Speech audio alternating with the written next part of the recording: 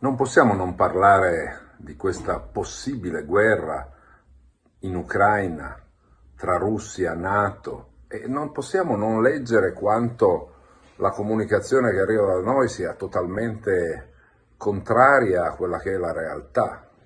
Si parla di invasione della Russia. È palese che i russi non hanno alcun interesse a invadere l'Ucraina.